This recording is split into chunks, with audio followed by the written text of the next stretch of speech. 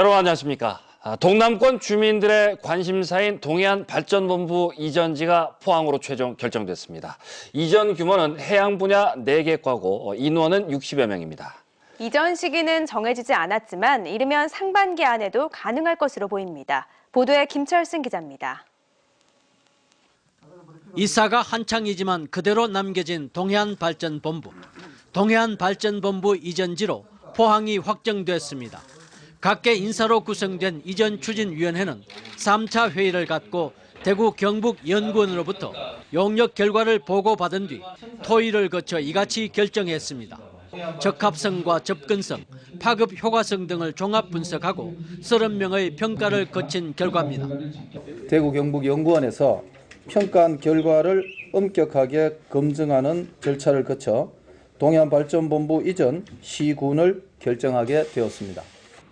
옮겨올 인원은 수산진흥과와 해양항만과 등 해양수산 분야 4개 과에 62명입니다. 포항시는 규모는 적지만 환동해안 시대가 열렸다며 착실하게 수용 준비에 나서겠다고 밝혔습니다.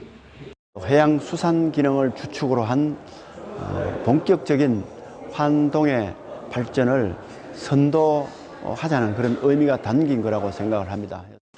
경상북도는 당분간 동해안발전본부가 대구청사에 남을 것이라면서도 포항시와의 협의에 따라 이전 시기가 앞당겨질 수 있다고 밝혔습니다.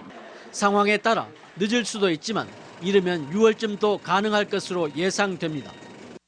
경상북도는 새 건물을 지어 완전히 이사하려면 최소한 15,000여 제곱미터의 터가 있는 곳을 정해 터를 닫고 건물을 지어야 하기 때문에 2년쯤 뒤에야 가능할 것으로 전망했습니다.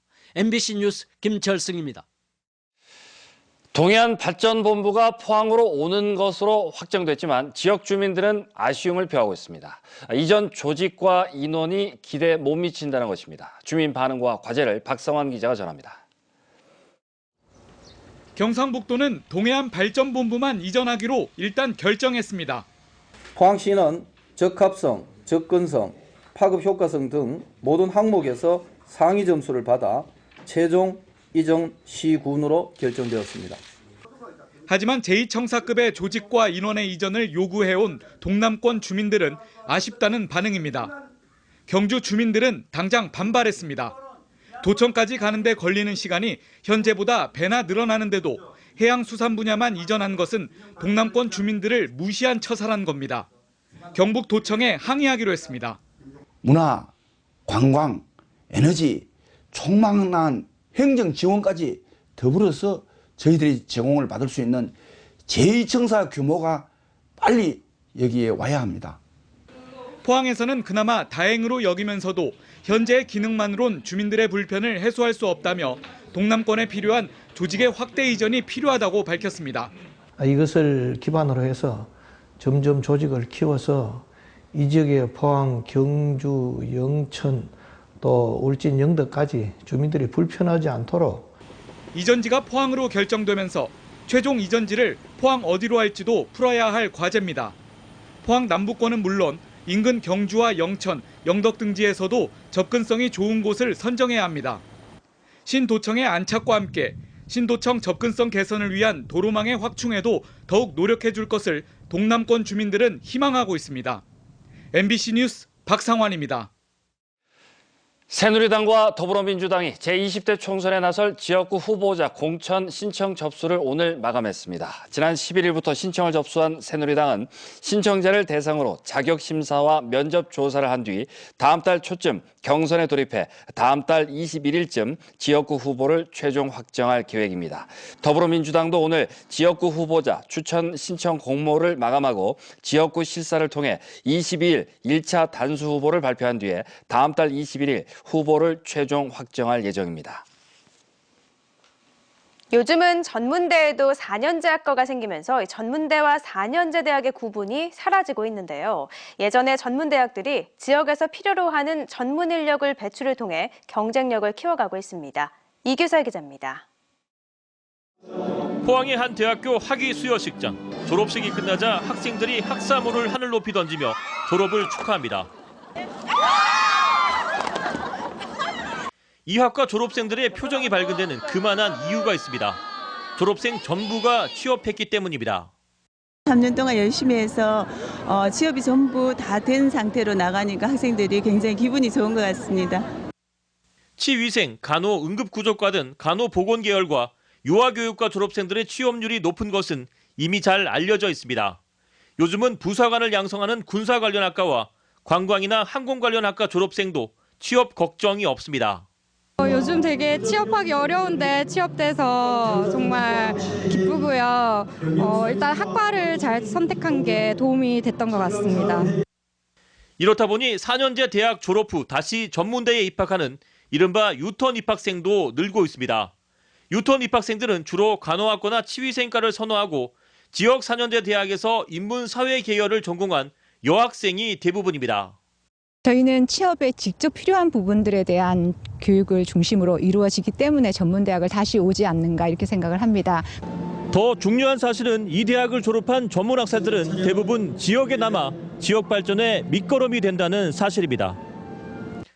대학 졸업장보다는 실력을 더 중시하는 분위기가 확산되면서 전문대 특성화 학과의 인기가 치솟고 있습니다. MBC 뉴스 이규설입니다. 경상북도가 추진하고 있는 탄소산업 클러스터에 전국 194개 기업이 참여 의사를 밝혔습니다. 지역별로는 경북이 105곳으로 가장 많고 대구가 50곳, 부산, 울산, 경남 17곳과 서울, 경기 15곳 등입니다. 경북의 탄소산업 클러스터는 구미 국가 5산업단지를 중심으로 7곳과 대구, 경산, 포항까지 있는 산학연 집적단지로 기획재정부의 심사 대상 사업입니다. 아파트에 사시는 분들 이 뉴스 꼼꼼히 보시고 지금 내는 아파트 전기요금이 문제가 없는지 확인해 보시면 좋을 듯합니다. 대구의 일부 아파트 관리사무소가 실제 한전에 내는 전기요금보다 훨씬 많은 요금을 주민들에게 부과한 것으로 드러났습니다. 도성진 기자가 취재했습니다. 대구에 있는 이 아파트는 한전에서 부과한 전기요금보다 더 많은 요금을 주민들에게 거뒀다가 지난해 구청 감사에 적발됐습니다. 해마다 수백에서 1,000만 원 이상씩 더 거둔 것으로 드러났는데 억대에 이르는 초과 징수액을 어디에 썼는지도 불투명해 주민들 간 갈등이 계속되고 있습니다. 10년 전쯤 한전과 전기공급 계약 방식을 종합계약에서 값싼 고압전기를 공급받는 단일계약으로 바꾼 뒤 많은 전기료를 아낄 수 있었지만 기존 종합계약대로 전기요금을 부과하고 그 차액을 관리 주체가 마음대로 써버린 겁니다. 대구의 또 다른 아파트도 이런 식으로 최근 3년 동안 7,600만 원의 전기요금을 더 걷고도 사용 내역이 명확하지 않아 대구시 감사에 적발됐습니다. 종합계약을 단일계약으로 그 차액만큼은 이제 안 돌려줬다 하는 그 이야기. 계단 전기료나 뭐 정화조 그 전기료, 일부 공동 전기료를 빼주고 있었어요. 계약 방식을 바꾸어 줄어든 전기요금은 당연히 주민들에게 돌아가야 하지만 지켜지지 않은 겁니다. 관리 주체에서 관리비로 임의로 계약과 단가와 틀리게 부과한다 하는 것은 있을 수 없는 문제입니다. 상식적인 문제인데 또 그것으로 인해 가지고 변칙 부과를 해서 차익을 남긴다 하는 것은 범죄 행위로 봅니다. 지금까지는 감사 결과를 입주자 대표에게만 통보했지만 이번에는 입주민들에게 우편으로 처음으로 발송했습니다. 그리고 관리사무소를 수사 의뢰하도록 관할구청에 요구했습니다. 아파트 수변전 시설의 보상을 위해 지난 2002년부터 도입된 단일계약 제도가 오히려 주민 간 갈등과 비리의 불씨가 되고 있습니다. MBC 뉴스 도성진입니다. 철강 경기 침체와 판매 단가 인하 등으로 지난해 조선내화의 영업이익이 50% 이상 줄었습니다. 한국거래소에 따르면 지난해 조선내화의 영업이익은 246억 원으로 전년 대비 55.51% 감소했습니다. 매출액은 3.8% 줄었고 당기순이익도 63.2% 하락했습니다. 경주 세계문화엑스포가 사단법인 한중브랜드관리협회와 업무 협약을 맺고 엑스포 콘텐츠의 해외 시장 진출과 홍보에 협력하기로 했습니다. 이번 협약으로 한중브랜드관리협회는 해외에서 열리는 한류 상품전에서 플라잉 화랑 원정대와 바실라 등 경주 엑스포의 다양한 문화 콘텐츠를 홍보하고 마케팅과 해외 수출을 위해 노력할 계획입니다. 한중브랜드관리협회는 산업통상자원부의 허가를 받아 중국에서의 국내 브랜드 보호와 해외 진출을 위해 활동하고 있습니다. 포스텍은 홍석현 중앙일보 회장을 4번째 명예박사 수여자로 결정하고 오는 19일 열리는 졸업식에서 학위를 수여합니다. 포스텍은 홍석현 회장이 이공계 출신으로 국제기구와 언론계, 학계 등 여러 분야에서 공헌해온 점을 높이 평가해 이같이 결정했다고 밝혔습니다. 그간 포스텍은 미국 록펠러대 로데릭 맥키넌 교수와 김종훈 전 벨 연구소 사장, 피터 김 미국 머크사 연구소 사장에게 명예박사 학위를 수여한 바 있습니다. 산학협력을 통해 지역사회의 발전 방향을 제시하는 행사가 오늘부터 사흘간 포항 필로스 호텔에서 열립니다. 오늘은 스마트팜 포럼이 열렸고 내일은 포항 도심 재생 워크숍과 핀테크 산업의 현황과 포항 금융 혁신 전략이란 주제로 포럼이 진행됩니다. 마지막 날인 18일은 한동대 링크 사업단의 지난 1년간 성과를 평가하고 가족 기업에서 생산한 혁신적인 제품을 전시합니다. 경주시는 수돗물에 대한 시민들의 불안감을 덜어주기 위해 올해부터 우리 집 수돗물 안심 확인제를 시행합니다.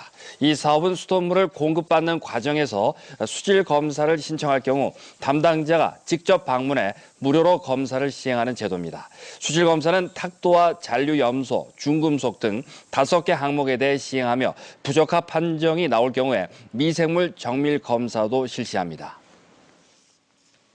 오늘도 다소 추운 가운데 산발적으로 약하게 눈이 날리는 곳도 있었는데요. 모레 낮부터는 평년 기온을 되찾겠습니다. 자세한 날씨 민미경 캐스터입니다.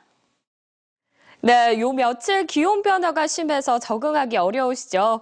다행히 이번 추위는 길지 않겠습니다. 내일 포항의 아침 기온은 0도, 한낮에는 7도로 기온이 조금씩 오르겠는데요. 그래도 내일까지는 평년 수준에 못 미쳐서 추우니까 참고하셔야겠습니다. 모레부터는 평년 기온을 회복하겠습니다. 울릉도 독도에서는 내일 오전에 가끔 눈이 오겠고요. 오후에는 대체로 맑아지겠습니다.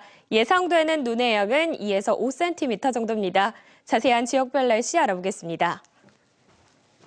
내일 경북 동해안 지역 고기압의 영향을 받아 대체로 맑겠습니다. 내일 아침 최저기온 울진 영하 3도, 포항 0도, 경주 영하 2도, 낮 최고기온은 포항 7도, 경주 5도를 보이겠습니다. 울릉도 독도에서는 눈이 오다가 오후에는 맑아지겠습니다. 내일 아침 울릉도 영하 1도, 독도 1도, 한낮에는 울릉도 2도, 독도 3도가 예상됩니다. 내일 동해 중부 먼바다에서는 가끔 눈이 오겠고요. 그 밖의 해상에서는 구름만 지나겠습니다. 물결은 동해 전해상에서 오전에 0.5에서 3m로 먼바다에서 높게 일겠습니다. 이후에는 당분간 대체로 맑은 날씨가 이어지겠습니다. 날씨였습니다. 지난달 치러진 제30회 한국사 능력검정시험에 경주중학교 학생 43명이 최종 합격했습니다. 경주중학교는 한국사 능력검정시험 고급 등급에 11명, 중급 28명, 초급 4명이 합격해 지금까지 3년 동안 이 중급 이상 누적 합격자가 205명에 달한다고 밝혔습니다. 경주중학교는 지난 2013년부터 역사 동아리 처용을 운영하면서 문화재 답사 등 한국사 교육을 시행해 좋은 반응을 얻고 있습니다. 경주경찰서는 금은방 주인을 흉기로 찔러 중상을 입힌 혐의로 이집트인 31살 A씨를 붙잡았습니다. A씨는 오늘 낮 11시 반쯤 경주시 황호동의 한 금은방에서 가게 주인 65살 B씨에게 흉기를 휘둘러 목에 중상을 입힌 뒤 출동한 경찰에 붙잡혔습니다. 경찰은 A씨가 금품을 훔치려다 범행을 저지른 것으로 보고 구속영장을 신청할 계획입니다. 경상북도는 중소기업청에서 주관하는 중소기업 기술개발 공모 사업에 지역 중소기업이 쉽게 참여할 수 있도록 40개 업체를 대상으로 컨설팅 지원을 하기로 했습니다. 경상북도는 이달 안에 대상 업체를 선정해 다음 달부터 공모 방법과 사업 계획서 작성 등에 이르기까지 기업에 맞는 지원을 해주기로 했습니다. 한편 지난해는 컨설팅 지원을 받은 41개 업체 가운데 20개 업체가 중소기업 R&D 공모 사업에 선정됐습니다. 이상으로 포항 MBC 뉴스데스크로 마치겠습니다. 여러분 고맙습니다.